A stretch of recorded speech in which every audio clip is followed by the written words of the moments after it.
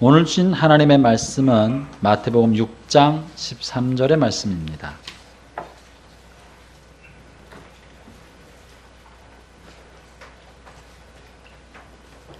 마태복음 6장 13절 한 절의 말씀입니다. 우리 같이 합독하도록 할까요?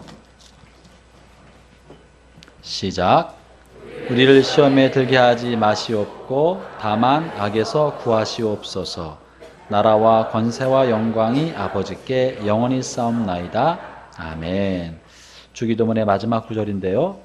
오늘 주기도문의 이 마지막 구절, 물론 앞으로 오늘 하고 앞으로 두 번 더 계속 할 생각인데, 하기 전에 가을이 이제 많이 왔습니다. 아침 저녁으로 선선하고 밤과 낮의 기온 차이가 10도가량 날 때도 있을 만큼, 그리고 하늘이 꽤 파란 하늘을 볼 수 있는 완연한 가을이 되었습니다. 그래서 가을을 맞아서 가슴에 남아있는 시 한 편이 있어서 함께 여러분에게 소개해드리고 싶어서 먼저 시 한 편을 읽어드리려고 합니다. 제목은 인생의 가을이 오면 이라는 시입니다.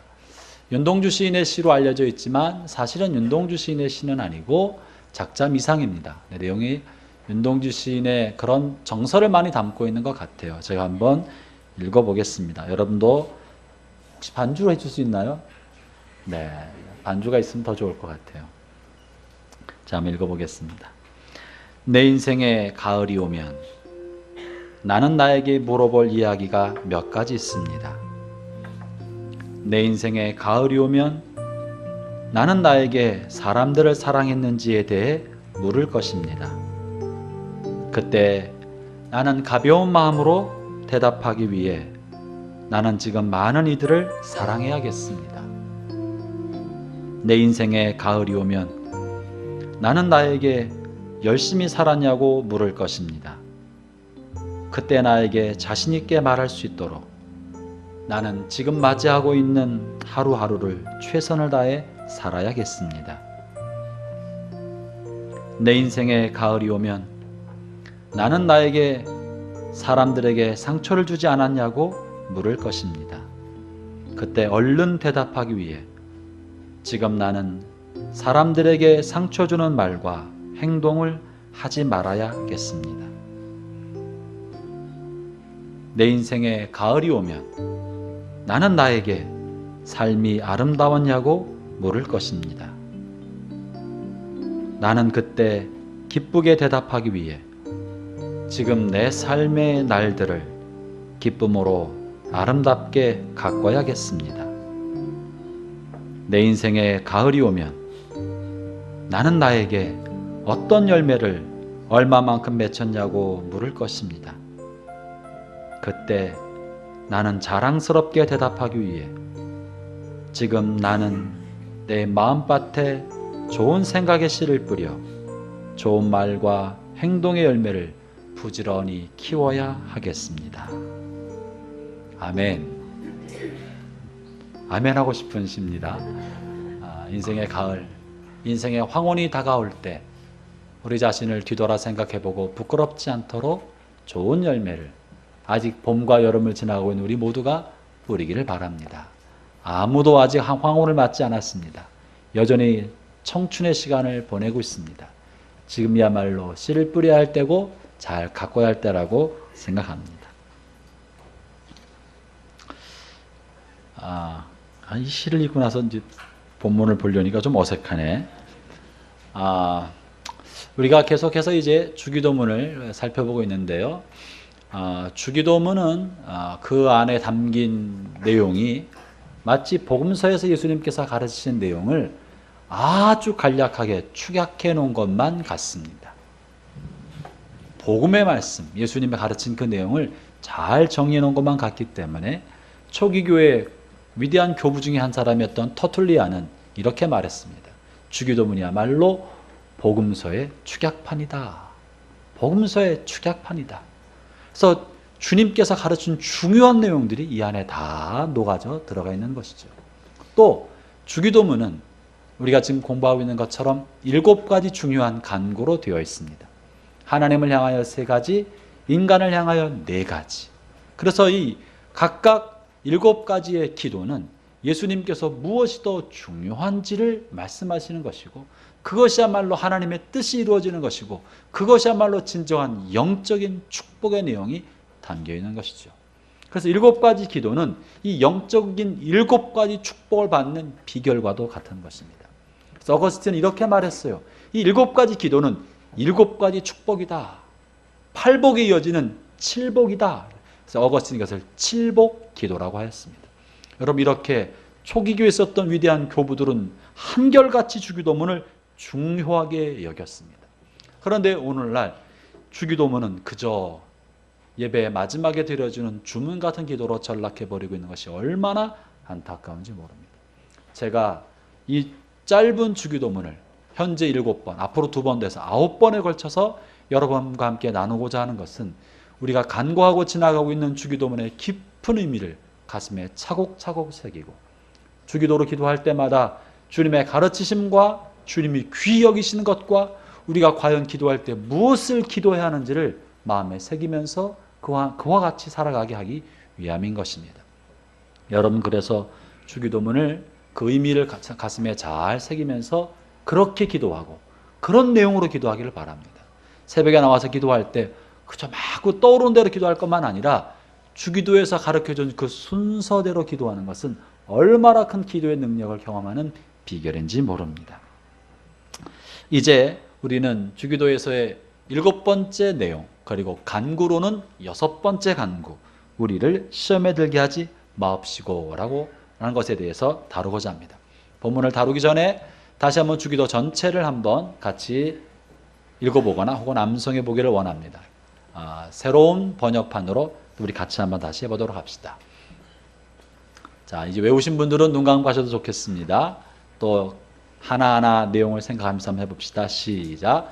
하늘에 계신 우리 아버지, 아버지의 이름을 거룩하게 하시며 아버지의 나라가 오게 하시며 아버지의 뜻이 하늘에서와 같이 땅에서도 이루어지게 하소서. 오늘 우리에게 일용할 양식을 주시고 우리가 우리에게 잘못한 사람을 용서하여 준 것 같이 우리의 죄를 용서하여 주시고 우리를 시험에 빠지지 않게 하시고 악에서 구하소서. 나라와 권능과 영광이 영원히 아버지의 것입니다. 아멘. 그 중에서 이제 우리를 시험에 빠지지 않게 하시고, 이 시험이란 말을 생각할 때 우리를 시험에 빠지지 않게 하십시오. 그러면 하나님 우리를 시험에 빠지게 하신다는 말인가? 하나님이 만드신 그 트랙, 그 덫, 시험에 빠지지 않도록 해주십시오. 이것이 과연 사실인가? 하나님은 정말 우리를 시험에 들게 하는 분이신가에 대한 의문이 생깁니다. 이것은 야고보서 1장 13절에 있는 말씀과 사실 좀 대치가 됩니다. 야고보서 1장 13절에서 이렇게 말씀하고 있죠. 사람이 시험을 받을 때 내가 하나님께 시험을 받는다 하지 말지니 하나님은 악에게 시험을 받지도 아니하시고 친히 아무도 시험하지 아니하시느니라. 하나님 아무도 시험하지 않는다고 그랬는데 하나님이여 내가 시험에 들지 않도록 해 주십시오라고 기도하고 있는 것입니다. 무엇인가요? 어떤 것이 맞는 것입니까? 여기에서 우리 시험에 대한 말의 혼돈 때문에 생긴 것입니다. 이 본문에 쓰여있는 시험에 해당하는 헬라어는 페이라스모스라는 단어입니다. 이 페이라스모스는 어떤 의미를 가지고 있느냐면 실험하다, 혹은 시도하다, 혹은 유혹하다, 또는 시련을 주다, 이런 의미를 가지고 있습니다. 그런데 이것을 크게 정리하면 2가지 말이 됩니다. 하나는 이 페이라스모스는 가장 큰 것 중에 하나는 실험하다, 다시 말하면 테스트하다는 의미가 있습니다.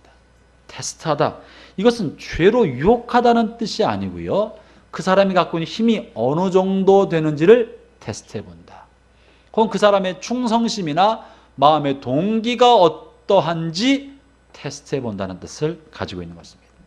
성경에서 하나님께서 아브라함을 향하여 시험하셨다 하는 말이 창세기 22장에 실려 있습니다. 하나님이 아브라함을 시험하여 이르시되 내 아들을 나에게 번제로 바쳐라. 이때 하나님이 아브라함을 시험한 것은 죄로 유혹했다는 말이 아니라 아브라함의 믿음의 진정성을 테스트해 보셨다 하는 말인 것이죠.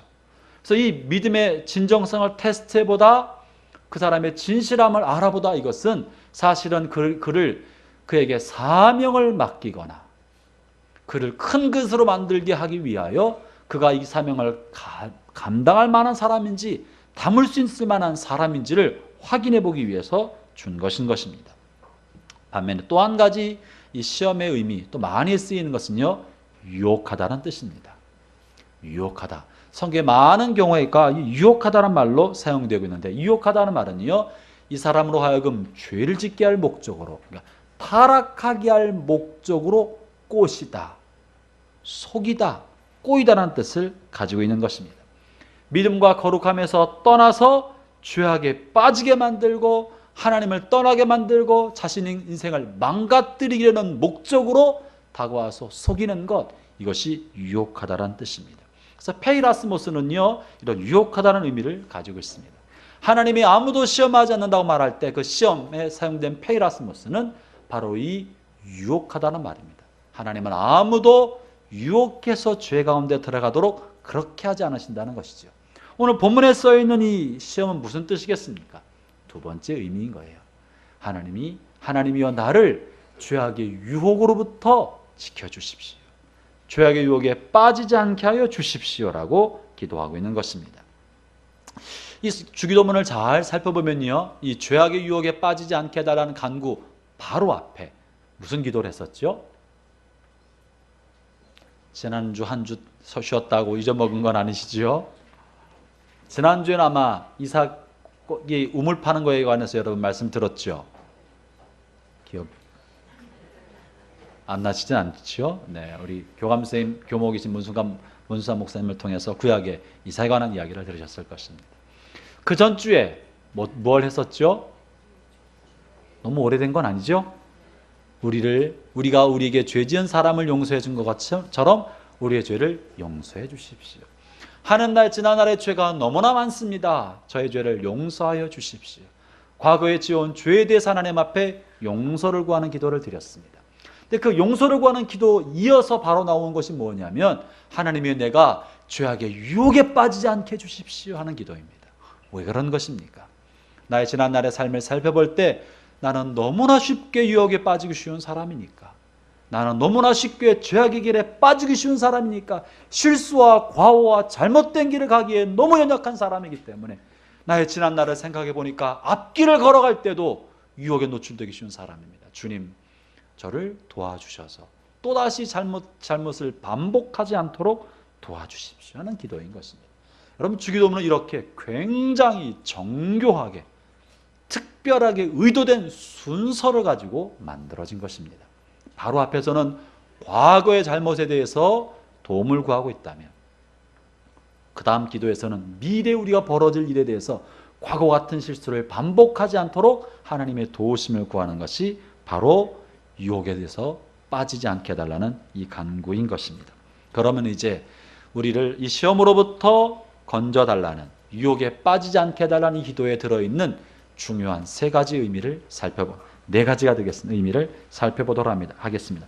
첫 번째, 이 간구는요, 이 간구의 첫 번째 의미는 이 세상은 우리를 죄악으로 유혹하는 것이 가득 차 있는 위험한 곳이다 라는 것을 전제하고 있다는 사실입니다. 이 세상에 죄악이 너무나 많고 우리를 유혹하는 손길이 너무나 많기 때문에 그것을 전제하면서 우리가 미래를 생각할 때 우리를 죄의 유혹으로부터 보호해달라고 간구하고 있는 것입니다. 형제자매 여러분, 누구나 다 죄악의 유혹으로부터 자유로운 사람은 아무도 없습니다. 그리스도인들도 시험과 유혹으로부터 안전하다고 말할 수 없습니다. 아무도 유혹을 면할 수 있는 길이 없는 것입니다. 유혹은 돋쳐 있습니다. 누구도 유혹을 벗어나서 살 수 없습니다. 한순간도 또 어떤 공간에서도 유혹으로부터 안전한 자리는 없습니다. 그렇기 때문에 존 버녀는 그의 가장 탁월한 명저 철로역정, 성경 다음으로 많이 팔린 책이라고 하죠. 철로역정에서 그리스도인의 생활을 천국으로 가는 여행으로 묘사했는데, 천국까지 가는 여행, 철로죠. 거기엔 많은 역경이 있다는 것이에요. 철로역정인 것입니다. 그러면서 천국에 도달할 때까지 겪는 수많은 유혹과 시험에 관하여 이렇게 묘사했습니다. 천국 길을 가노라 하다 보면 곳곳에 함정과 덫이 있고, 그 중에 어떤 때는 절망의 구렁텅이가 있고, 또 오염된 초장이 있고, 의심의 성이 있으며 실수의 산이 있고, 넓은 문으로 이끄는 유혹이 있고, 죽은 자의 호수, 허영의 시장, 교만의 장터, 이런 것들이 널려 있기 때문에 그 길을 가는 동안에 수없이 많은 함정과 덫, 유혹이 있다는 것입니다. 이것을 지나서 우리는 천성에 간다는 것입니다. 그러므로 형제자매 여러분, 저와 여러분의 앞에도 수없이 많은 유혹이 있습니다. 그 유혹을 이기기를 축원합니다. 여러분, 사단은요, 욥에 대해서도 유혹하고 시험했습니다. 욥의 가정에 하루아침에 욥의 가정이 파산에 이르게 만들었었고, 욥의 가정에 살아난 아들과 딸들이 한날에 다 죽게 만들었고, 또 욥의 몸에도 끔찍한 질병, 몸에 피부병이 일어나서 견딜 수 없게 만들었고, 마침내 아내는 이혼을 선언하며 떠나고 홀로 남게 만들었던 끔찍한 역경을 만들게 하였던 것입니다. 사단은 이것을 통해서 욥을 유혹한 건 뭡니까? 하나님 너에게 이렇게 하지 않았냐? 하나님을 배반해라, 버려라, 믿음을 포기해라, 이런 유혹을 던졌던 것입니다. 환경을 통해서 믿음을 시험하게 만들고 충동질에서 하나님을 배반하도록 시험했던 것입니다. 사단은 또한 예수님에 관해서도 시험하였습니다. 광야에서, 또는 군중들을 통해서, 또는 제자들을 통해서, 그리고 겟세마네의 동산에서, 마지막에 십자가상에 못 박혀 계실 때에도 군중들과 군졸들을 통해서 예수님을 모욕하면서 십자가에 내려와라, 네가 하나님 아들이라면 내려와서 너를 증명하라고 예수님을 유혹하였던 것입니다. 예수님도 그렇게 유혹받았는데 어떻게 우리가 안전하다고 말할 수 있겠습니까? 사단은요, 욥이나 예수님에 대해서 시험할 때는 성공하지 못했고 실패했습니다. 그러나 성경의 수많은 위대한 믿음의 인물들, 그들에 대해서도 사단은 시험에, 또 이 유혹에 성공을 거둔 사례가 너무나 많습니다. 사단은 그들을 흔들어서 죄에 빠뜨리고 멸망에 빠지게 하거나 치명상을 입혔습니다. 잘 아는 것처럼 에덴 동산에서 우리의 조상 아담과 하와, 사단은 그들에게 선악과를 주면서 보암직도 하고 탐스럽게도 보이고 지혜롭게 할 만한 과일 열매를 보여주면서, 그리고 하나님처럼 되라고 유혹하면서 그들을 결국 무너뜨렸습니다. 그리고 그들을 통해 인류를 타락의 소용도로 몰아가는데 성공했던 것입니다. 또한 사단은 민족을 이끌었던 위대한 지도자 모세, 온유함이 지상에 어떤 사람보다 뛰어난 사람이라고 일컬었던 모세, 그 모세를 향해서도 흔들고 유혹하였습니다. 모세가 이스라엘 백성을 이끌고 광야에 40년 광야를 지나면서 그 광야의 마지막 자락에 도착했을 때 백성들이 목마르다고 물을 달라고 원망하니까 하나님 그저 물을 주라고 말씀하셨지만 끊임없이 백성들의 자신을 괴롭히고 못살게 굴고 원망과 불평이 많은 것을 40년 동안 참아왔던 모세가 마침내 끝자락에서 참지 못하고 분노를 폭발해버렸습니다. 그러자 하나님께서 모세를 책망하시고 모세의 그 분노로 말미암아 가나안 땅에 너는 들어갈 수 없다고 하신 것이죠. 마귀는 이렇게 우리의 감정을 자극해서 큰 실수를 저지르게 만드는 것입니다. 사단은 또한 이스라엘의 첫 임금 누굽니까? 사울. 총망받았던 임금 사울로 하여금 블레셋 앞에 조급한 마음을 갖게 만들었어요. 블레셋 거대한 대군이 쳐들어 들어왔을 때 사람들이 흩어져 도망가니까 왕으로서 조급한 마음이 들어서 사무엘이 오기도 전에 자기가 해서는 안 될 제사를 스스로 드렸다가 결국 버림받게 되었습니다. 여러분, 사단은 이렇게 탁월한 전략을 가지고 우리에게 다가오는 것입니다. 뿐만 아니라 우리가 잘 알고 있는 믿음의 용사, 하나님의 마음에 합한 사람이고 그리스도의 모상이 되어 여기고 있는 다윗, 그 다윗이 수많은 전쟁에 지쳐 있고 외로움에 쩌들어 있을 때 어느 날 그 외로움을 자극하고 고독을 자극해서 자신의 충신이고 친구인 우리아의 아내를 범하는 범죄를 저지르게 만들지 않았습니까? 누구나 다 약점이 있는 것이에요. 그래서 누구나 다 여차하면 사단의 덫에 빠지게 되어 있는 것입니다. 형제자매 여러분, 우리 믿음의 조상들도 그랬는데 우리가 오죽하겠습니까? 사단은 이렇게 우리 연약함을 자극해서 우리로 하여금 죄악에 물들게 만드는 것이에요. 오늘날 우리에게 다가오는 죄의 유혹, 우리를 취약하게 만드는 그 환경의 유혹은 크게는 네 가지 정도가 있습니다. 그 중에 하나는 돈입니다. 돈은요, 돈의 위력 앞에서 자신의 양심과 영혼을 팔아먹는 사람들이 얼마나 많은지 모릅니다. 자본주의 사회에서 돈만큼 강력한 게 없습니다. 여러분, 돈에 대해서 너무 자신하지 말기를 바랍니다. 또 한 가지는 권력입니다. 무한 경쟁의 사회, 양육강식의 사회에서 누군가 내 뒤를 봐주기만 하면 빨리 승진할 수 있고 빨리 앞설 수 있는데 하는 유혹이 권력과 결탁하게 만들고 우리를 하여금 권력의 단물을 빨아먹게 만드는 유혹을 주는 것입니다. 또 한 가지는 명예예요.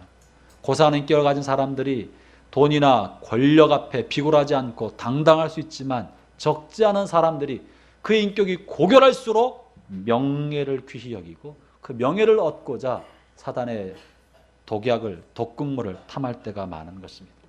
여러분, 적지 않은 목사님들도 돈과 권력 앞에서는 당당하지만 이 땅에 살아가는 동안에 자신의 이름자를 내고자 하는 명예욕에 사로잡혀서 물량주의랑 성공주의랑 대형꾀를 지향하고 큰 거를 지향하는 오류에 빠질 때가 종종 있습니다. 또한 성적인 문제로부터 자유로운 사람은 아무도 없습니다. 형제자매 여러분, 이런 것들은 환경을 통해서 사단이 우리를 유혹하는 요소가 됩니다. 뿐만 아니라 환경뿐만 아니라 사람도, 특별히 나쁜 사람도 우리를 유혹해서 죄악의 길로 만드는 환경 중에 하나입니다. 일반적으로 신앙이 신실하고 경건하고 양심적인 사람들 곁에 있으면 우리 양심도 살아납니다. 하나님을 향해서 우리 마음도 좀 더 새로워집니다. 그런데 어떤 사람들은, 양심에 화인 맞은 사람들은 우리가 말씀을 따라 진리를 따라 양심을 따라 정직하게 살아갈 때 비웃는 사람들이 있어요. 야, 너만 그러냐? 너만 예수 믿냐? 왜 너만 좀 특별하냐? 너 광신도 아니냐?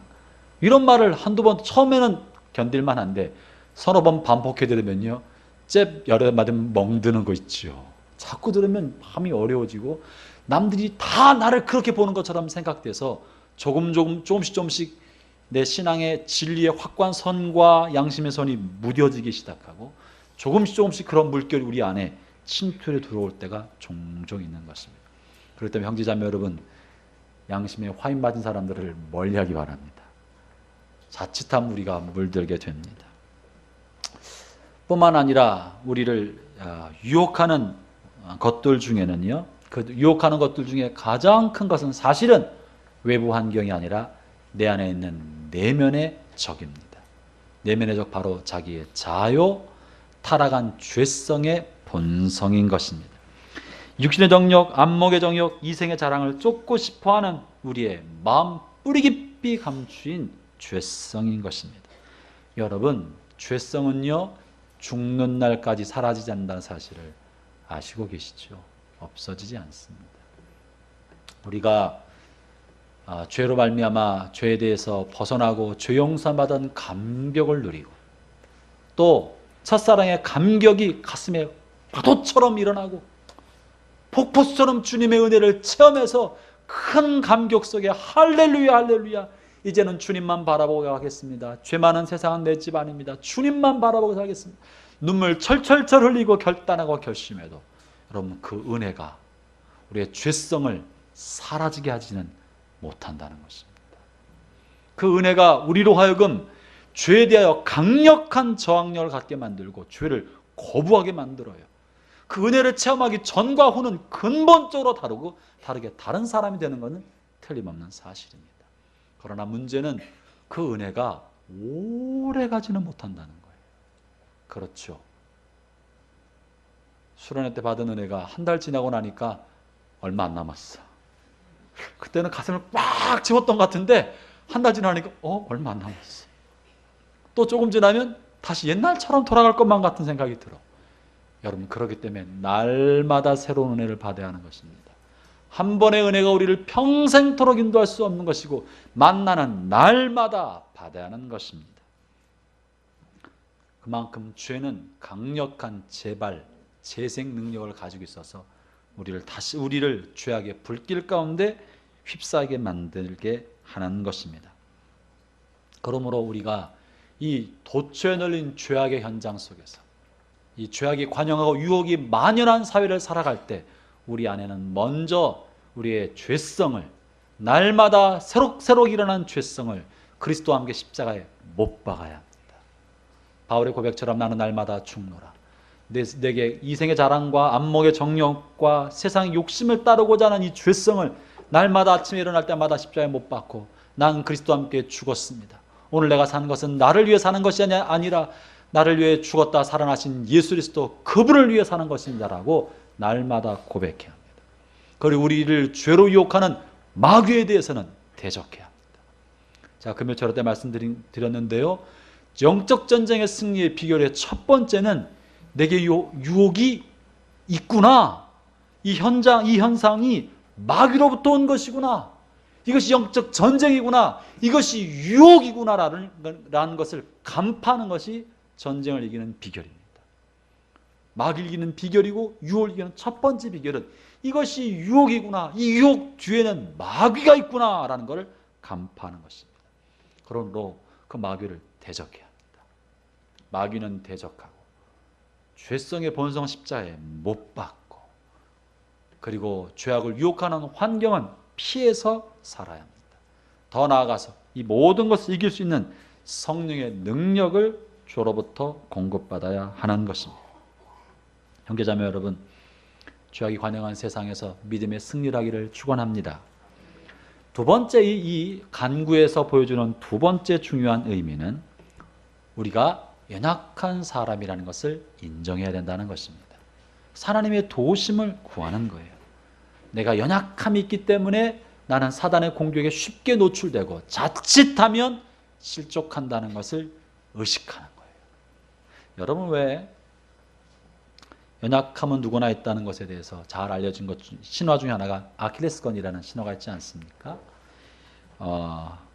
그리스의 대작가 호메로스가 쓴 대서사시 일리아드에 나와 있는 주인공 아킬레우스. 아킬레우스가 태어나자 아킬레우스의 어머니 바다의 여신인 테티스는 자신의 아들이 죽지 않는 불사신 같은 사람이 되기를 원했습니다. 그래서 제우스에게 찾아가서 우리 아들이 칼이나 창이나 화살이나 무엇에도 죽지 않는 불사신을 만들어 달라고 요청하죠. 제우스가 테티스에게 이렇게 말합니다.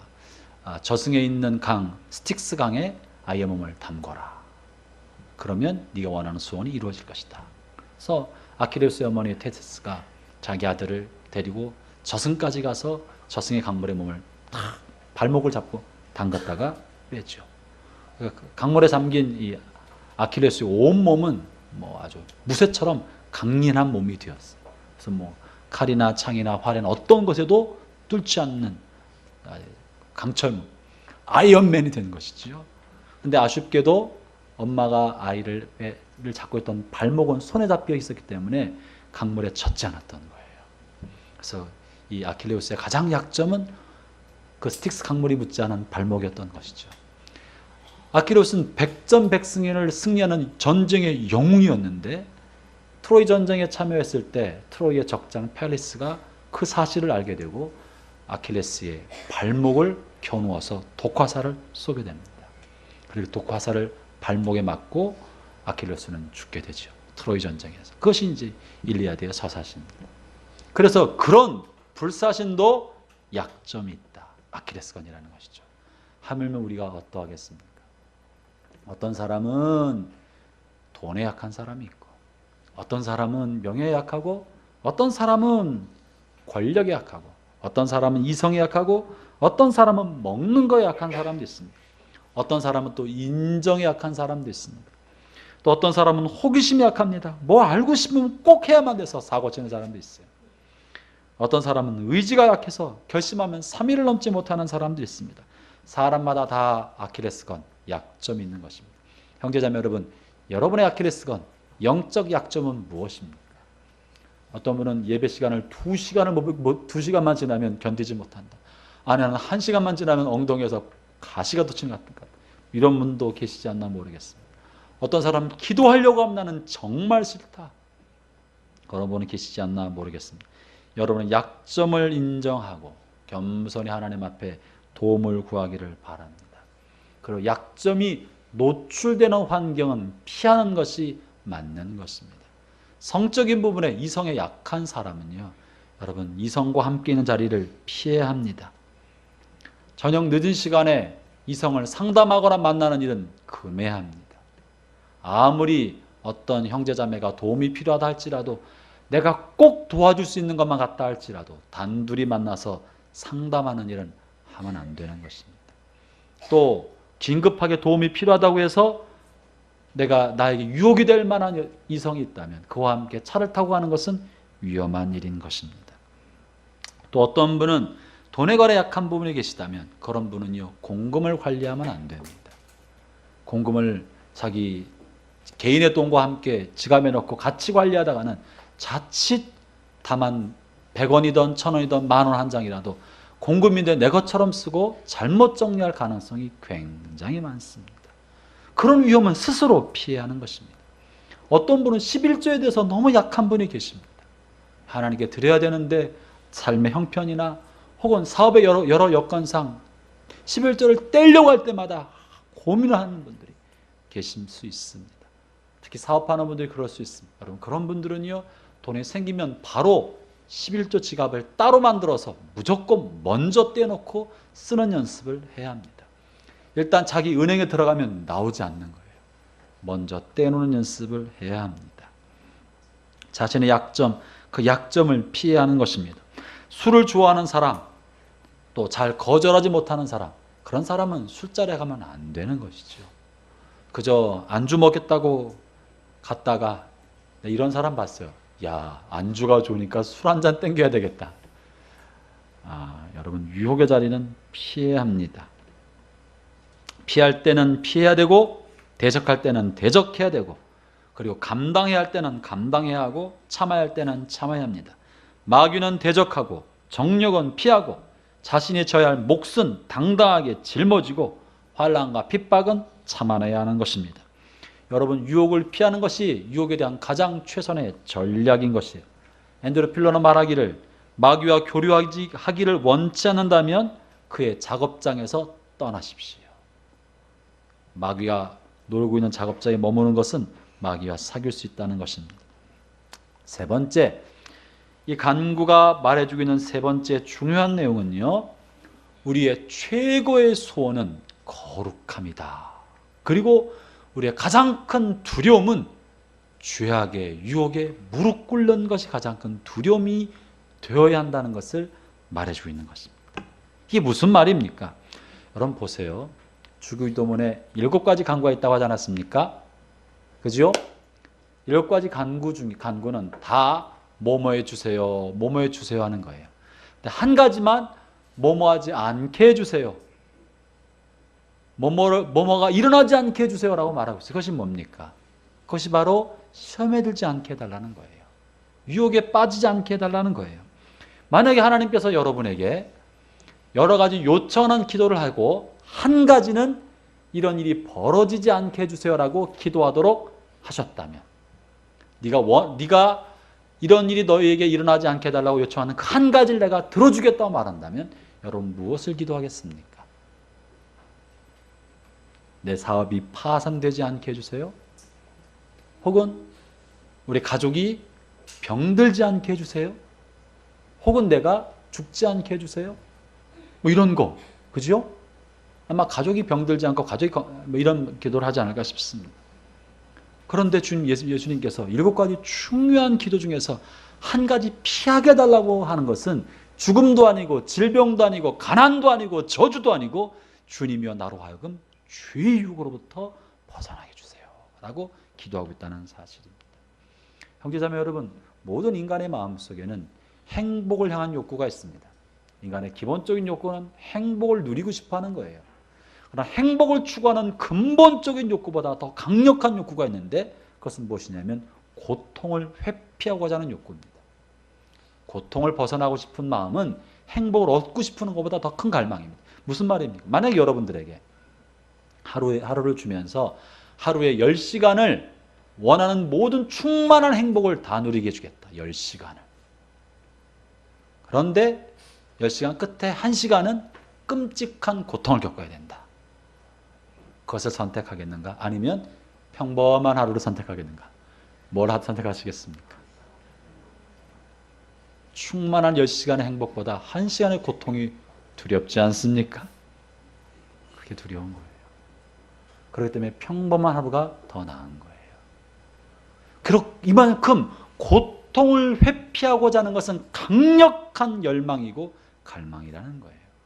그 고통을 회피하고 싶은 것이 우리 열망인데 주님께서는 그 고통을 회피하는 기도 중에 가장 큰 고통, 이것만은 피하게 해주십시오 하는 것이 뭐예요?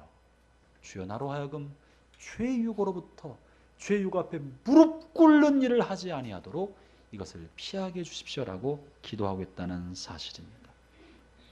사랑하는 형제 자매 여러분, 죄의 유혹에 무릎을 꿇는 것은 죽음보다 질병보다 사랑하는 사람과의 이별보다 가난보다 이 죄의 유혹은 더욱더 무서운 것이고 죄악은 끔찍한 결과를 가져온다는 것을 말해주고 있는 것입니다.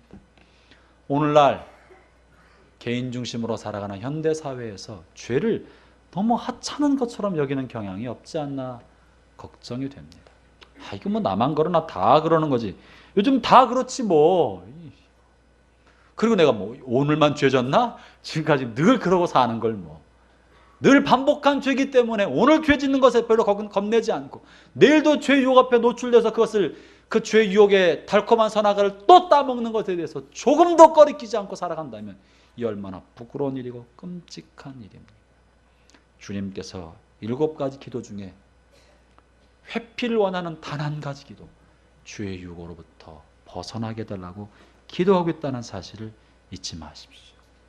우리 마음속에 이 주님의 마음, 죄의 결과를 끔찍하게 여기고 죄의 유혹에 무릎 꿇는 것을 두렵게 여기고 미워할 수만 있다면 우리는 주님의 마음을 품은 사람이 될 것입니다. 아마 아버지 학교 하신 분들 어제 아버지 학교에서 그 내용 중에는 아버지의 남성성을 하면서 순결에 대해서 다루었을 것입니다. 남자들이요, 여자들에 대해서는 순결을 요구하죠.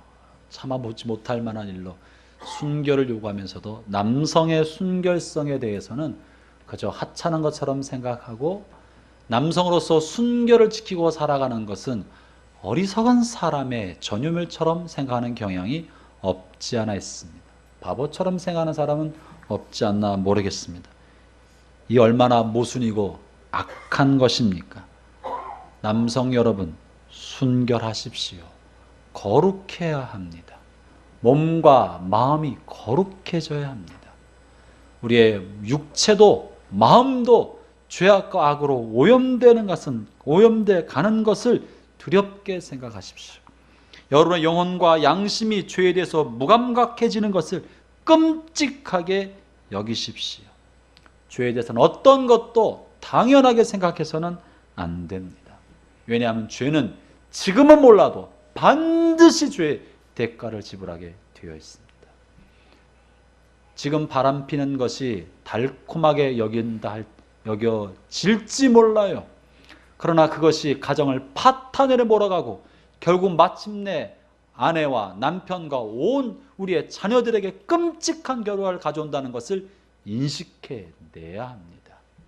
죄악의 유혹은 잠시 달콤하지만 그 사탕을 물고 있는 동안에는 달콤하지만 사탕 입 밖에서 벗어나는 동안엔 쓰디쓴 쓴물이 되어서 끔찍한 남은 인생의 결과를 가져오게 된다는 사실을 잊으면 안 됩니다. 네 번째, 끝으로 이 간구는 자신의 거룩함만을 위해 기도하는 것이 아니라 우리가 함께 살아가는 우리의 공동체, 이 기도에 동참하고 있는 모든 성도들이 죄악으로부터 벗어나고 거룩한 삶을 살기를 원하는 갈망이 들어있다는 것입니다.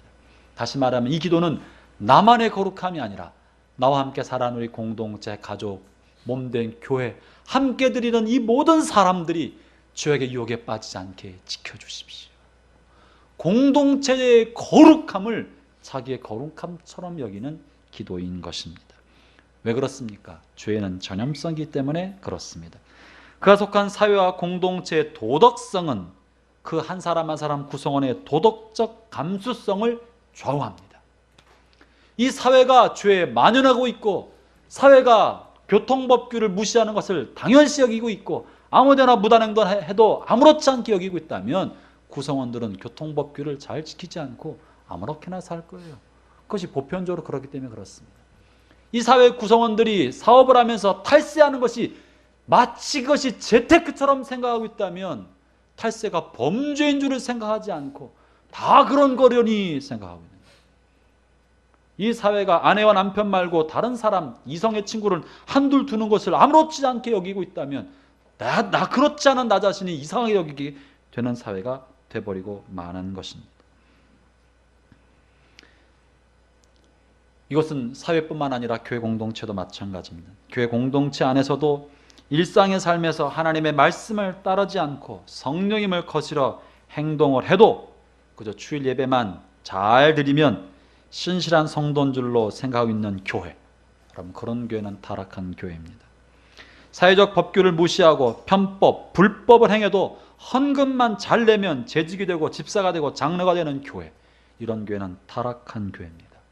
이런 교회 안에 있으면 공동체 타락은 구성원 한 사람의 영적 감수성을 무뎌지게 만들어서 그런 교회 안에서 성도는 진실한 성숙을 가질 수 없는 것입니다. 그렇기 때문에 공동체의 거룩함은 개인의 거룩함만큼이나 중요하다는 사실을 잊으면 안 됩니다. 그럼 우리는 어떻게 살아야 합니까?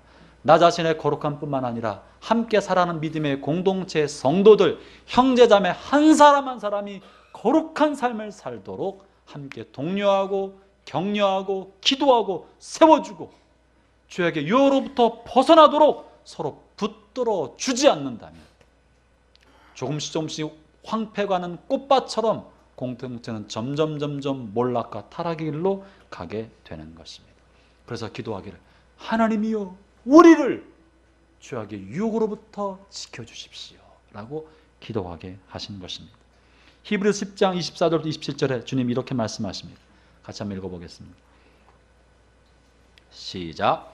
서로 돌아보아 사랑과 선행을 격려하며 모이기를 패하는 어떤 사람들의 습관과 같이 하지 말고 오직 권하여 그날이 가까움을 볼수록 더욱 그리하자. 우리가 진리를 아는 지식을 받은 후 짐짓 죄를 범한 즉 다시 속죄하는 제사가 없고 오직 무서운 마음으로 심판을 기다리는 것과 대적하는 자를 태울 맹렬한 불만 있으리라. 왜 우리가 모이기를 패하는 사람들의 습관같이 하지 말고 서로 권하고 독려하고 힘을 쓰고 격려해서 죄악으로부터 벗어나도록 하자고 말하고 있는 것입니까? 다른 사람의 범죄와 나는 아무 상관이 없는 것이 아니라 범죄가 만연하는 공동체는 타락의 공동체가 되어서 우리도 순식간에 양심과 심령이 무뎌진 사람이 되는 것이고 하나님 그렇게 무뎌져가는 공동체를 방치하지 않으시고 불로 심판하신다는 것입니다. 이어서 히브리서 12장 15절 16절도 이렇게 말씀하십니다. 함께 읽겠습니다. 시작. 너희는 하나님의 은혜에 이르지 못하는 자가 없도록 하고 또 쓴뿌리가 나서 괴롭게 하여 많은 사람이 이로 말미암아 더럽게 되지 않게 하여 음행하는 자와 혹 한 그릇 음식을 위하여 장자의 명분을 판 에서와 같이 망령된 자가 없도록 뭐하라? 살피라. 물질의 탐욕에 눈이 어두워서 장자의 명분, 그리스도의 거룩한 명분을 손상을 시키고 그저 팥죽 한 그릇, 돈 몇 푼, 그저 밥 몇 그릇 이런 것 때문에 거룩한 그리스도의 명분을 손상시키는 사람이 없도록 서로 살펴주어라. 음행에 물들어간 사람이 없는지 서로 살펴주어라. 혹 공동체 가운데 하나님의 은혜에 이르지 못하고 마음의 상처와 고통으로 뒷걸음질 친 사람이 있지 않나 살펴라. 살피라고 말하고 있는 거예요. 왜 그렇습니까? 공동체 전체는 영적 공동 운명체이기 때문에 그런 것입니다. 사랑하는 형제자매 여러분, 저는 담임 목사로서 여러분에게 간곡하게 오늘 이 말씀을 통해 권면합니다. 여러분 형제 자매들 주변의 분들을 돌봐 주십시오. 서로 격려하고 서로 힘을 북돋아 주십시오. 약한 사람을 살펴 주십시오. 죄악의 유혹에 취약한 사람들을 서로 돌봐주고 기도하고 권면하며 세워 주십시오.